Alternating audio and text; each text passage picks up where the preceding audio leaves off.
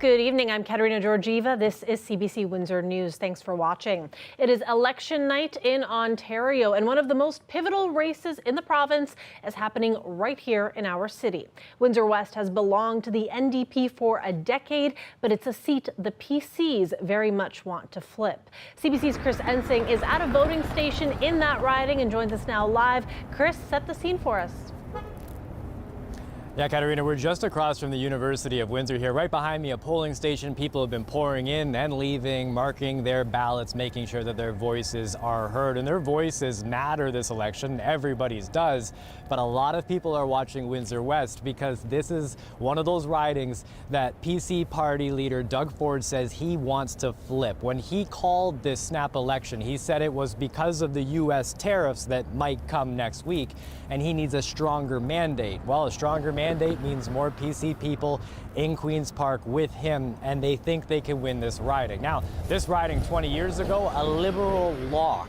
That changed about a decade ago, the NDP's Lisa Gretzky getting elected for the first time. Now, she's won 3 elections, her name on the ballot here now, and she wants to go back to Queen's Park.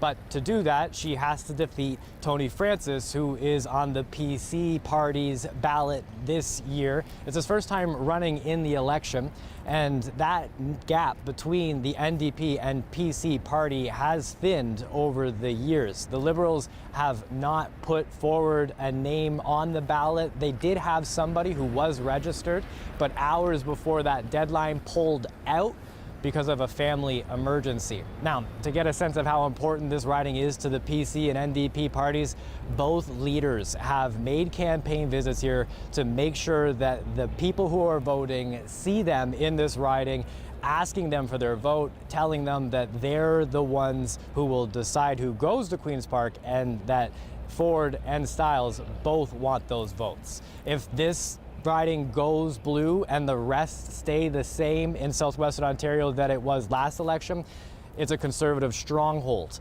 across this part of Ontario. The NDP hoping to keep this seat with Gretzky. And Chris, you've been out to vote yourself. What was that like for you? Yeah, a bit of an experience there, Katerina, to be honest. When I went to my polling station, and every time when I go out to vote, I think it's important. I think people should mark a ballot. I always try and do it as if I'm not having a voter card and it's the day of when I'm trying to vote. And so during the advanced polling options here, I noticed that Elections Ontario said that you don't need photo ID and that you could vote without a voter card, and you could do it with a utility bill. So your NWIM bill with your name and your address. So I popped into my polling station, I showed up with my utility bill, and I showed it to them, and I said I would like to vote. I wasn't registered to vote, and they told me that I would need an additional piece of identification, a photo ID, a credit card, or a debit card, in order to get a ballot. I didn't know if that was something I wanted to go forward with, because I wanted the reporter in me test the rules, Elections Ontario saying that you didn't require that to vote. So I left. I called Elections Ontario to ask if that's correct. The person that I spoke with on the phone told me, well, it's up to the special ballot person there whether they'll allow you to vote or not. I mentioned the website saying that I said I had what I needed according to Elections Ontario, and they told me to go back with as much identification as possible to authenticate who I was. We reached out to Elections Ontario CBC News to confirm whether or not the website is correct. If you could show up with something as simple as your utility bill with your name and your address, they said that that is true. So I'll pop back to the polling station after we finish this up and mark my ballot. If anyone else had any difficulties voting today, we want to hear about that. Please send us an email, windsor@cbc.ca. Katerina? We definitely do. Thanks for that, Chris. CBC's Chris Ensing live for us tonight. And we have much more election coverage ahead, but we'll turn now to an unusual and dramatic rescue. It's the stuff of movies. A family pet stuck on a frozen lake for hours. Pratyush Dayal has the story of how the community and Lakeshore rallied together to save the stranded dog. Check it out. This was the exact moment when Rex the dog got rescued and reunited with his owners Jessica and Anthony Bondi after wandering on St. Clair Lake for over 28 hours. We were in tears of joy, and then like all the people, there was probably 30 people in the little parkette. They're all crying and happy. They're like, "Oh, they got him!" And like it was a miracle. It was very dramatic. The couple say their two dogs, Rex and Charlie, went out to the canal Wednesday morning, something they never did before. And while Anthony got Charlie back, Rex was still far out on the canal, running farther away. The couple reached out to the OPP, Coast Guard, Fire Department, and local rescue groups for help. A friend of mine had put a post on social media yesterday. And so she put a post just saying, we were looking in the area in Bell River. And at that point, that's when the community really started to get involved.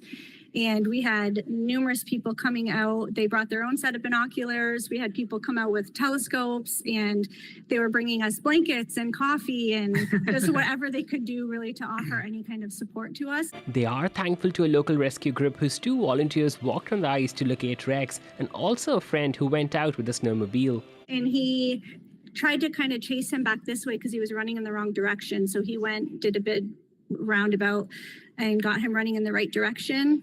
And then eventually he was able to capture him and bring him in. The couple spent the Thursday morning with many neighbors by the shoreline looking through binoculars to locate the three men on the chase. It's kind of like a scene out of a movie almost, because like you have everyone there, the guys with the drone, and some guys there, he's got his Samsung phone zoomed away, and he's like, "I see him, I think he's got him." We're like, "Oh my gosh, is it him? Is it him? He's got him, he's got him." And then I don't know how he survived overnight. Yeah, it was crazy. He came home completely unscathed. He's dry, he's healthy, he doesn't have any injuries, and he ate a big bowl of food, and now he's sleeping nice and cozy on the couch. So we couldn't be more happy. Pratish Dayal, CBC News, Windsor.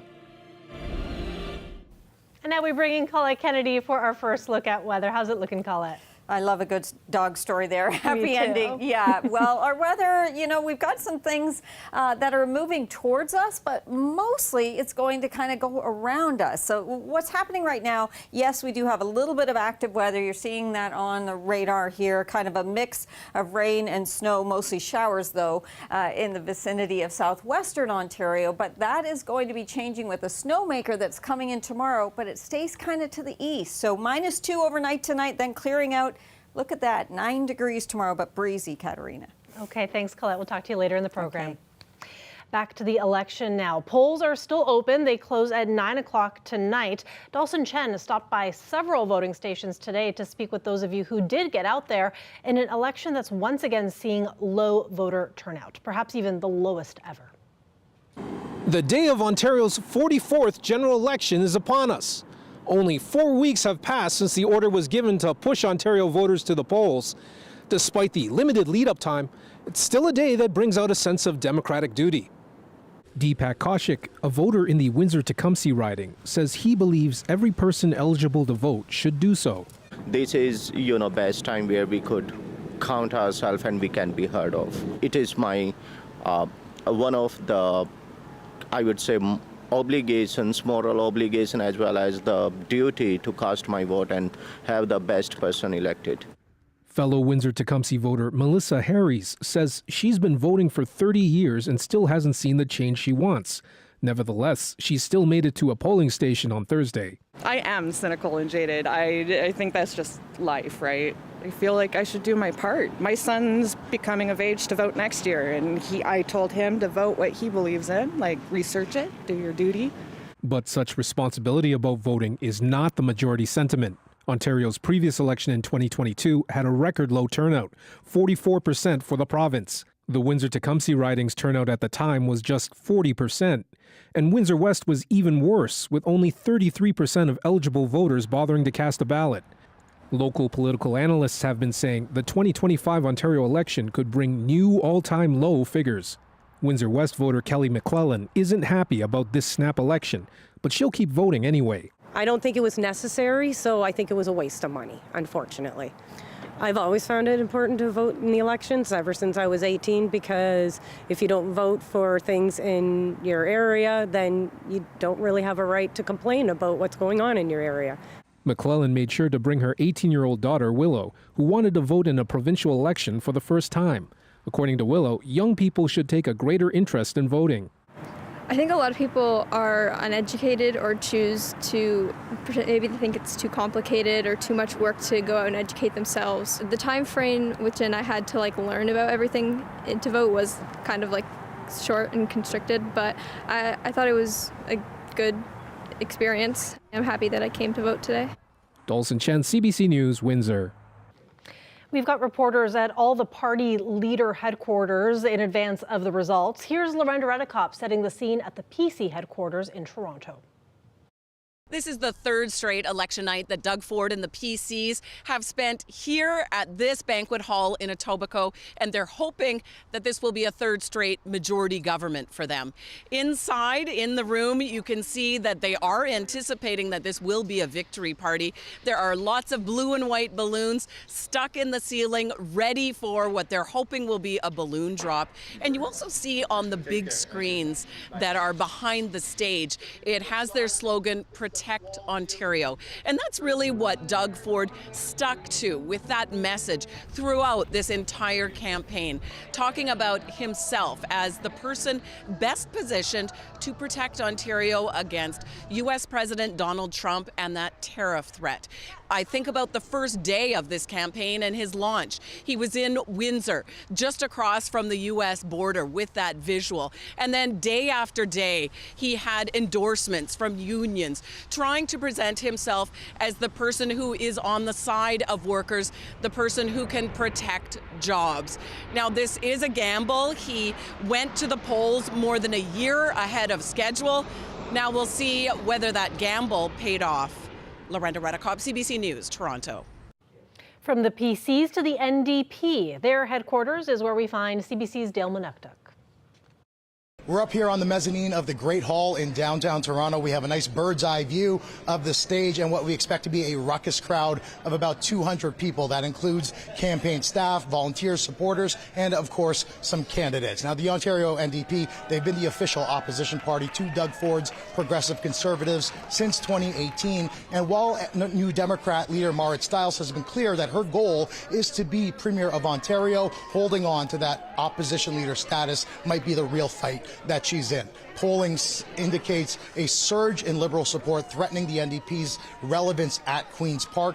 Last time that Ontarians had their say, that includes by-elections since 2022, voters sent 30 NDP MPPs to Queen's Park. They'll need to hold on to support in urban centers like London, Niagara, Hamilton, of course Toronto, and in Northern Ontario. We have our eyes on some key races in Windsor West and Ottawa Centre, where the NDP are trying to hold on to seats and, in one case, fielding a brand new candidate. As for Stiles, it's the first time that she's been on the provincial campaign trail since being voted in as leader of the party in an uncontested race in 2023, and it's kind of showed. She's had to introduce herself to voters, constantly reminding them that I'm a Newfoundlander who came to the great province of Ontario to make things even better. Her party has focused on affordability, including a monthly grocery rebate, doubling ODSP payments, as well as Ontario Works payments, and bringing in what they call real rent control. So that means rent control for buildings past 2018. We'll see how things work out for her. We know that Marit Stiles will be watching results come in from a nearby hotel. She spent the morning encouraging people to vote, quote, to get out and get it done, not to be confused with Doug Ford's 2022 campaign slogan. I'll send it back to you. And now Lane Harrison teeing up the night for the Liberals.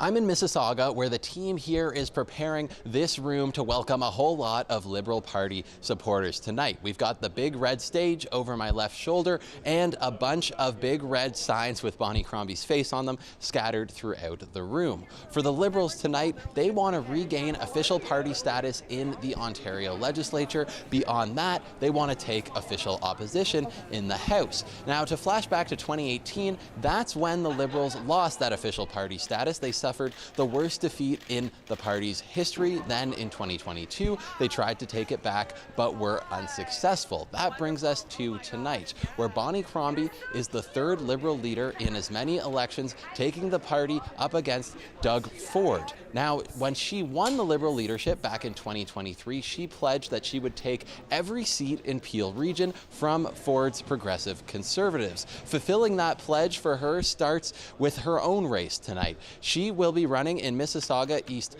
Cooksville, hoping to pick up for the first time a seat in the Ontario legislature. The results of that race, her party faithful will be hoping, are just the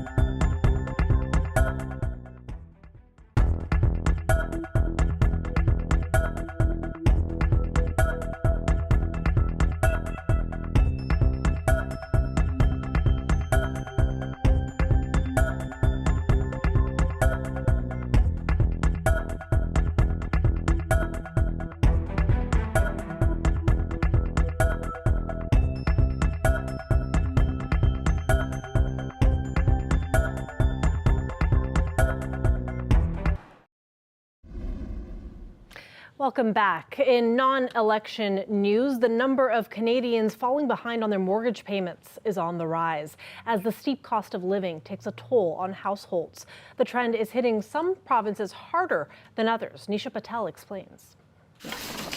Are you kidding me? Struggling with steep mortgage payments on their Toronto home, Sonia Sharma and her husband put the house up for rent and moved to Montreal. Everything became so expensive for us that we had to actually look for a better cost of living place.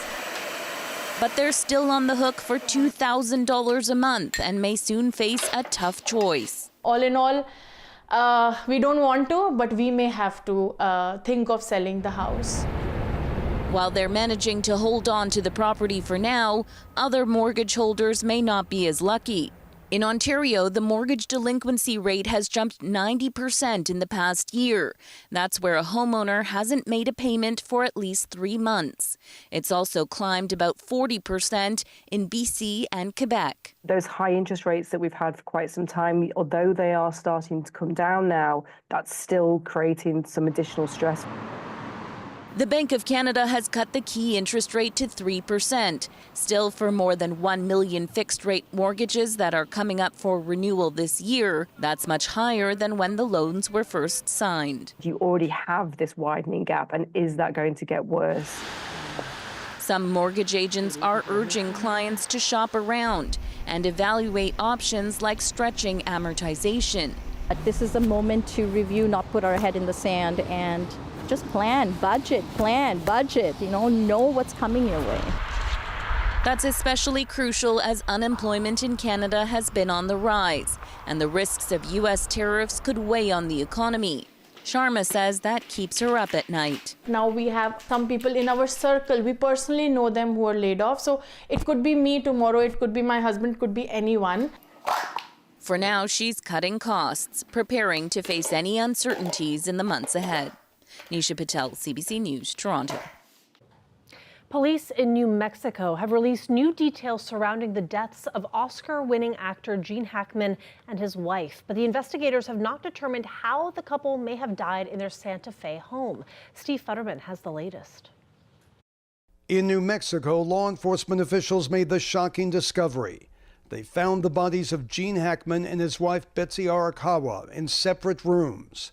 Near her body were some pills. It appears they may have been dead for several days. Also found dead inside the home one of their 3 dogs. Last night, officials said there was no indication of foul play.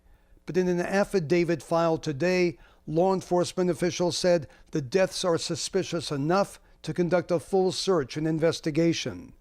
An initial examination showed no sign of carbon monoxide leaks or poisoning. The deaths have sent shockwaves throughout Hollywood. Among those reacting, director Francis Ford Coppola. He called Hackman a great actor, inspiring and magnificent in his work and complexity. Gene Hackman's first big break came in 1967, starring in the Warren Beatty film Bonnie and Clyde. 4 years later, he hit the Hollywood jackpot. All right, Popeye's here! Playing New York detective Poppy Doyle in The French Connection and winning the first of 2 Oscars. In 1986 came perhaps Hackman's most memorable scene, playing a high school coach of an underdog team in Hoosiers and delivering a classic pregame pep talk. I don't care what the scoreboard says at the end of the game. In my book, we're going to be winners. He took on all sorts of different roles, even playing one of Superman's arch rivals, Lex Luthor. When he fires that, take out your pistols. In 1992, he won his second Oscar for Unforgiven. Performing was always a dream. Gene Hackman said from the age of 10 he knew he wanted to be an actor. But success wasn't assured. When he was starting out in the mid-1950s, Hackman and another struggling actor, Dustin Hoffman, were voted by fellow acting students the least likely to succeed. They couldn't have been more wrong. Steve Futterman for CBC News, Los Angeles. Just a reminder that if you have not yet voted in the provincial election, it's not too late. The polls are open until 9 p.m. and we will also have special election coverage for you tonight starting at 8. You can watch that on TV, online, or on CBC Gem. Stay with us. We'll have Colette with us right after the break.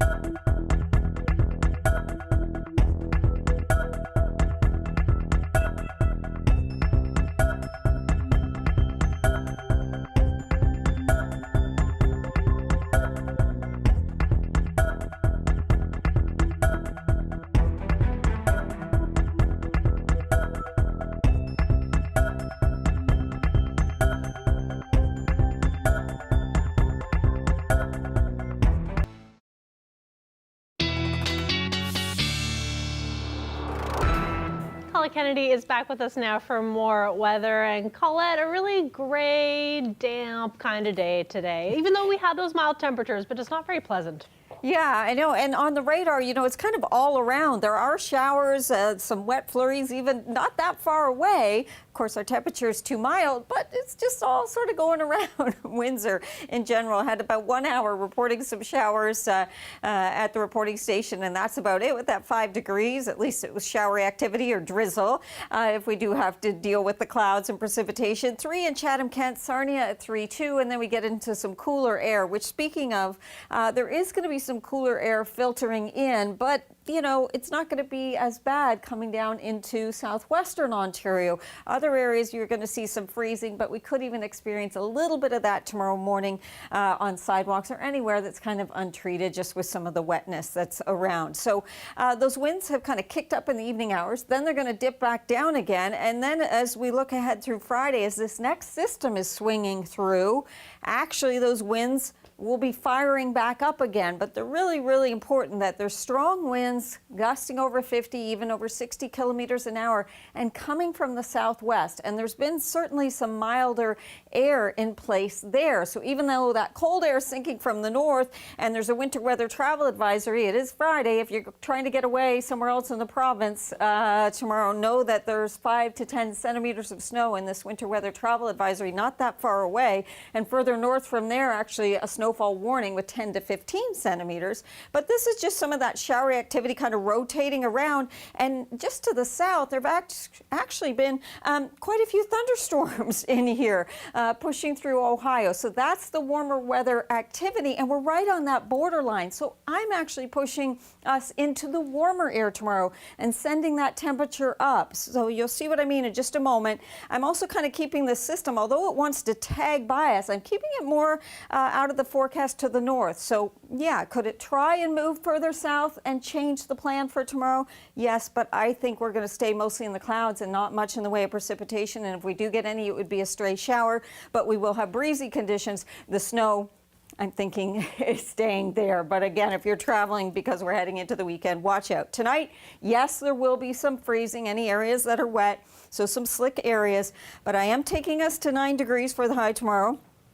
A little bit out on a limb, and then some of that colder air, unfortunately, Katarina, will be coming back in behind it. Okay, thanks so much, Colette. And thanks to you all for watching. Don't forget our election special starts at 8 o'clock. We'll see you back here tomorrow on our side. Have a good one. Good night.